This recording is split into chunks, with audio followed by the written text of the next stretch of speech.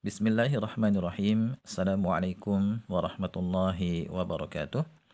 Alhamdulillahi rabbil alamin. Wassalatu wassalamu ala ashrafil anbiya'i wal mursalin wa ala alihi wa ashabihi ajma'in. Amma ba'du, ikhwani wa akhwati fillah rahimani wa rahimakumullah. Insyaallah ta'ala pada kesempatan kali ini kita akan membahas buku Mengenal Lebih Dekat Kata Tunjuk dalam Bahasa Arab. Ya, kata tunjuk itu bahasa Arabnya isim isyarah, ismul isyarah. Ya, kata tunjuk. Dan di dalam buku ini ya akan kita bahas materi tentang kata tunjuk dalam bahasa Arab. Dan perlu diketahui ya bahwasannya kata tunjuk ini termasuk kata yang sering digunakan dalam tulisan-tulisan berbahasa Arab, ya, termasuk dalam Al-Qur'an, kemudian juga dalam hadis dan juga dalam kitab-kitab para ulama. Ya, oleh karena itu, agar kita bisa memahami dengan baik tulisan bahasa Arab yang kita baca, maka kita harus pahami dengan baik materi tentang kata tunjuk atau isim isyarah. Di dalam buku ini, ya, nanti akan kita bahas materinya, ya, bisa dilihat di daftar isinya. Yang pertama, nanti akan kita bahas mengenal isim isyarah untuk jarak dekat.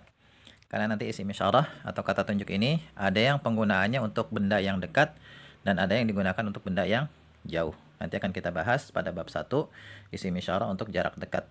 Bab 2-nya ya membahas isim isyarah untuk jarak jauh. Ya. Kemudian yang ketiga ya, bab ketiga kita akan bahas penggunaan isim isyarah dalam kalimat. Nanti akan dicontohkan gimana caranya kita menyusun kalimat menggunakan isim isyarah. Kemudian pada bab 4-nya kita akan bahas isim isyarah yang mu'rab. Sebab isim isyarah itu nanti ada yang mabni, ada yang mu'rab. Kebanyakannya mabni ya.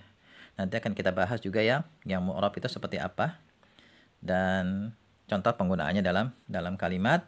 Kemudian yang kelima nanti akan kita bahas penggunaan isim isyarah dalam cerpen, dalam sebuah cerita pendek. Nanti di situ akan diberikan semua isim isyarah ya ada dalam sebuah cerita pendek sehingga kita bisa mengetahui nih bagaimana menggunakan isim isyarah dalam rangkaian kalimat ya, dalam hal ini dalam sebuah cerita pendek berbahasa Arab.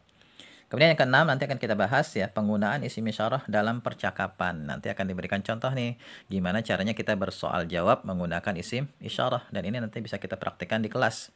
Bagi antum yang belajar bahasa Arab di kelas ya bersama guru, bersama kawan-kawan, nanti antum bisa bersoal jawab menggunakan isim isyarah dan nanti akan dicontohkan gimana cara bikin soal jawab menggunakan isim isyarah. Kemudian ya pada bab ketujuhnya kita akan bahas mengenal isim isyarah lebih dekat. Nah, di sini nanti akan diberikan nih materi-materi tingkat lanjutan yang mungkin sangat jarang dibahas oleh guru di kelas, terutama bagi kalangan pemula. Ya, di sini nanti akan dibahas sebenarnya yang dimaksud dengan isim isyarah itu yang mana.